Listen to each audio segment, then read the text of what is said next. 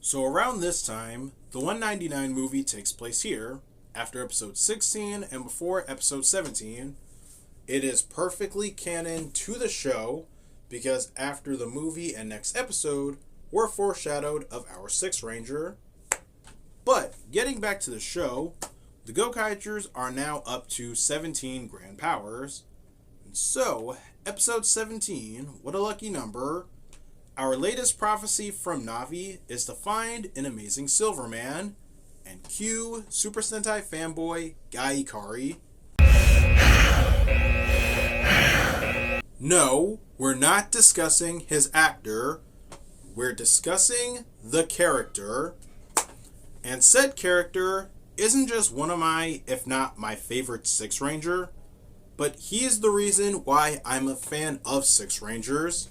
If you're watching this video, then you can relate to being a fan of either Sentai or Power Rangers, and maybe being an odd one out to still be a fan of a kid's show despite being older.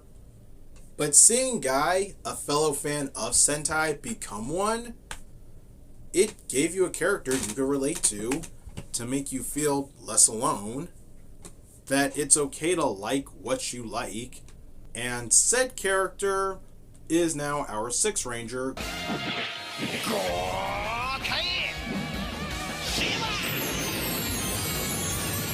His suit is amazing. Like, everything with him is awesome. The backwards bandana coordinated on the helmet, yes. The fact that he has his own Jolly Roger logo, yes. Bro, his visor, which looks like a pair of sunglasses or eyes, that's also cool. Everything with Gokai Silver is amazing. His weapon, a trident that turns into a gun, because why not? But the single most amazing thing on him is his morpher, the Gokai Cellular.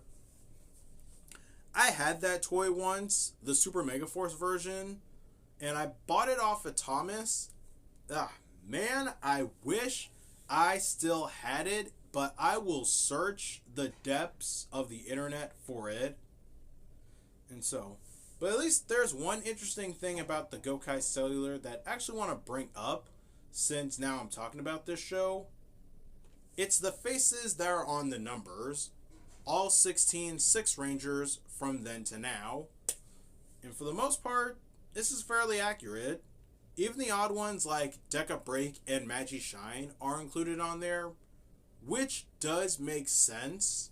They both weren't the 6th introduced Rangers on their retrospective teams, but they both hold the position of the 6th Ranger, considering Deca Master and Magi Mother are both considered extra Rangers.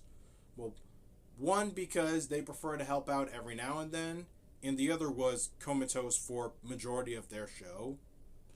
Honestly, the only one that's a little weird, and it's gonna come up again later, is Abre Killer, but we'll get to that. And so, how Guy obtained his powers was not from Marvelous giving him his Gokai Cellular and Ranger Key, but instead a holier explanation. One day, Guy saved a little girl from getting hit by a truck and had an outer body experience, meeting 3 deceased Sixth Rangers, Dragon Ranger, Time Fire, and Abre Killer, in and out of suit. They admire his courage and grant him the Gokai Cellular, the Gokai Silver Ranger Key, and the grand powers of their retrospective Sentai, Zoo Ranger, Time Ranger, and Abba Ranger, and those grand powers cultivate into his mech.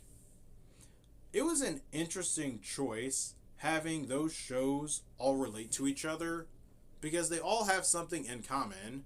Their Sixth Rangers have died, and the dinosaur angle they all had, and it reflects in Guy's mech, Gozu Drill. So Gozu Drill has 3 modes, all reflecting aspects of each Sentai. For Time Ranger, this mech is basically a time machine coming from the future, a la Time Ranger's mechs. For Zoo Ranger, the ship can turn into a T-Rex, reflecting Dragon Caesar with how it has a drill tail. And for Abaranger, it's its Megazord mode. Strangely enough, I thought they should have switched Zouranger and Abaranger for the Megazord mode, considering how Gozujin's head mold is sort of similar to Daizujin's. But then I realized, oh wait, it has a drill arm, and so did Abareno, so that's why Abaranger.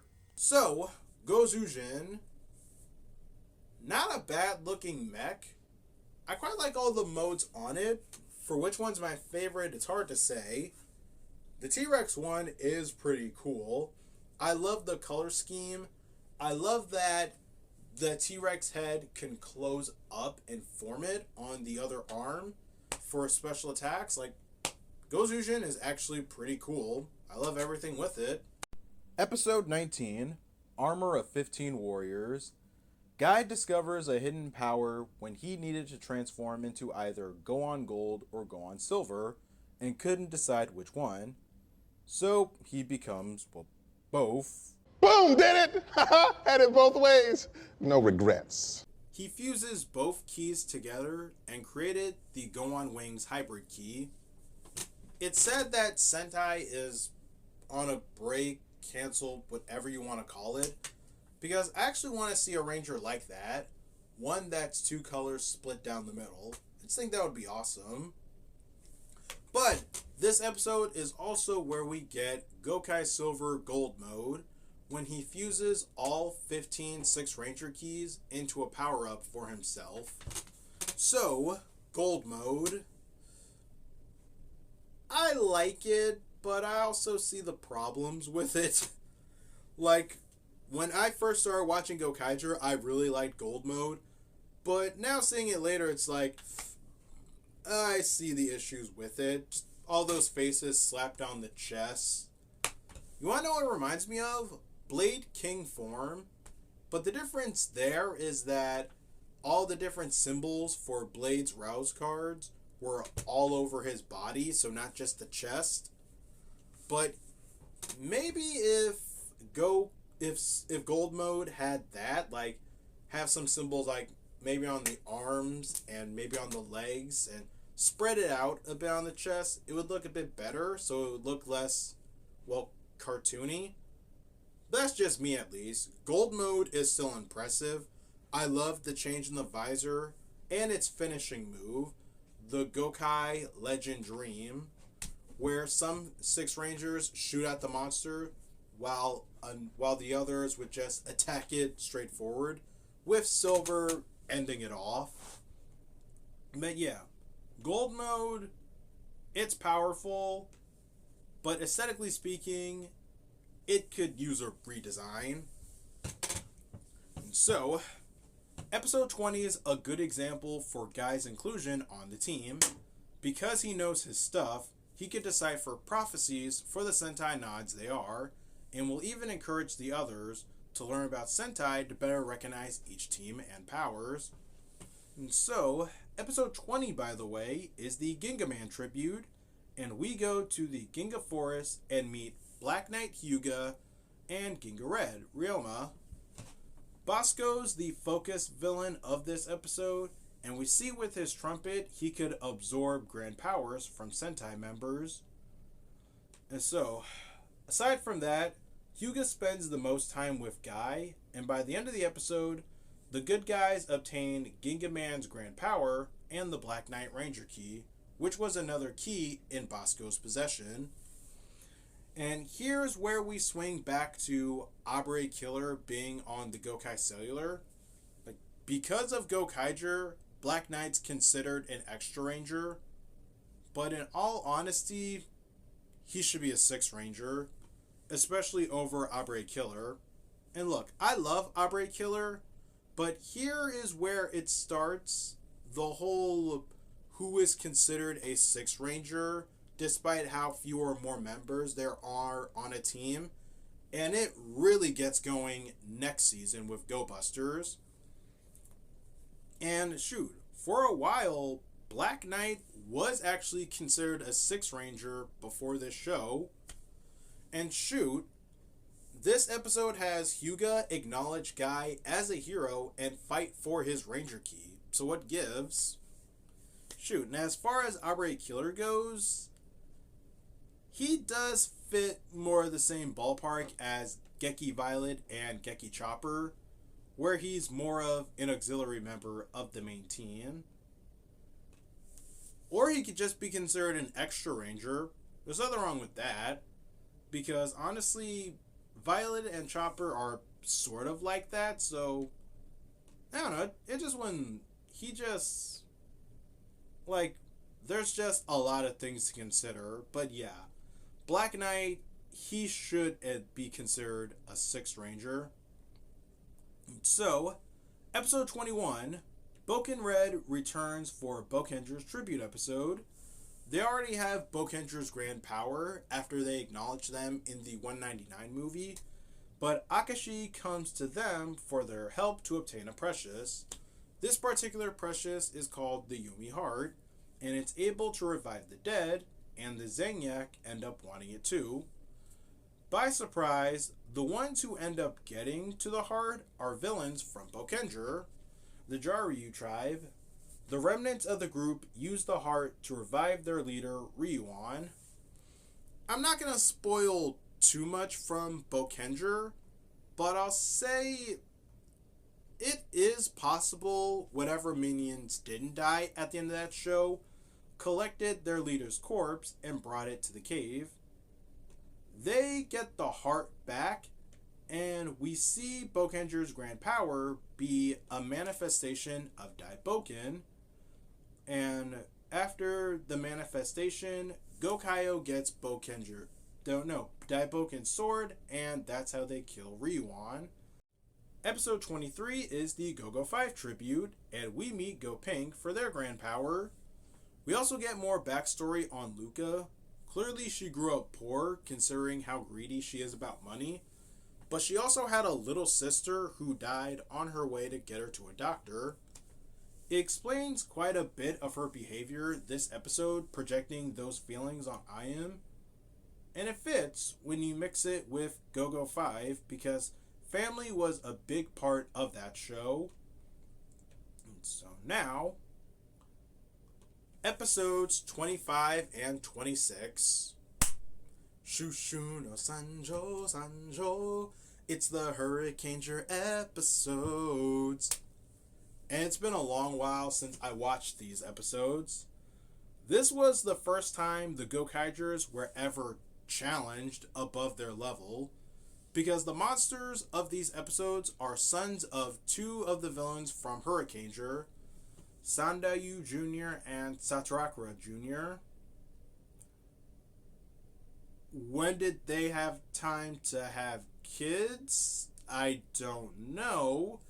But moving on, this might be me, but I feel like the main 3 Hurricanegers brought the 2-parter down because they act so stuck up in these episodes. They are fully aware of the threat the Gokaigers are facing, and instead of giving them their grand power to help them, they don't, and would rather handle the matter themselves. This is all a matter of perspectives here. On one side, I appreciate Guy standing up for his team, telling his predecessors if it weren't for Marvelous, their powers would still be lost out in space. And on the other hand, the battle is pirates versus ninjas. I'd hate to bring up history here, but ninjas were known for being silent assassins versus pirates being known for stealing. But since Marvelous, Joe, and Luca were abducted to another dimension, Ayam and Doc acquiesce and give the Hurricanegers their Ranger Keys back to save them, but make it clear if they try to pull a fast one, they'll come for them. The rest of the episode was pretty dope, having 2 Sentai and 9 Rangers teaming up together, and once the Gokaigers earn the Hurricanegers' respect, they earn their grand power, and it's Fudaimaru, that one Zord that was needed to combine Senpujin and Goraijin into Gorai Senpujin. It combines with Gokaiger, making Hurricane Gokaiger. Still don't know why it's green now, when before it was blue. But in this case, green looks better because this mech is actually pretty nice. It doesn't need the shurikens on its legs and the arms because it already has 2 shuriken weapons. Or from the picture I'm looking at, it could just be a big shuriken in its hand and the other shuriken on its arm. But yeah, it doesn't need all the shurikens on its limbs because it already looks nice. And plus, I think those come in handy for, I guess, particular finishers when it's not just Fudai Maru just running out there to attack the monster with multiple other clones. But yeah, I like Hurricane Gokaiger. And so, episode 28, Wings Are Forever.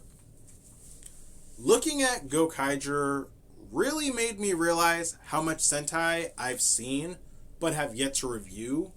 And when writing the script, I've been treading on what not to spoil for shows anyone probably hasn't seen yet. Gokaiger is definitely a good show for beginners to learn what Sentai is all about and see what other shows are out there to pique interest. But this next one's gonna be for those who have seen the show. It's the Jetman tribute. The latest monster of the week is a bounty hunter that Marvelous is terrified of. And Gayuki, Black Condor, has to come down to Earth to knock some sense into them for their cowardice. Strangely enough, Guy is the only person in the entire episode who can't see, well, Jetman Guy. And speculation boils down to Jetman being the last Sentai before Six Rangers were a thing. So Guy's unable to see, well, Guy. Now, those of you who know about Jetman might be wondering, how is Guy here if he's dead? Because he is dead. The show ends with him cherishing his friends one last time before succumbing to getting stabbed. Shoot, because he's dead, the Gokaigers were going to look for anyone else from Jetman for their grand power, but Guy stops them to leave them to their normal lives. Even in death, Guy's still looking out for his friends and is willing to fight while dead. And he can morph even though the Gokaigers have his Ranger Key. But to be fair, he is dead, so don't ghosts have powers? I'm being serious here. He's a ghost, free of all logic, so that should bypass any reasoning. But that's just me. Once the Gokaigers acknowledge his courage, they get their courage back and unlock Jetman's grand power to beat the Hunter. And I believe Jetman's grand power was the Icarus Hawkins finishing move where it's a flaming bird firing at the monster.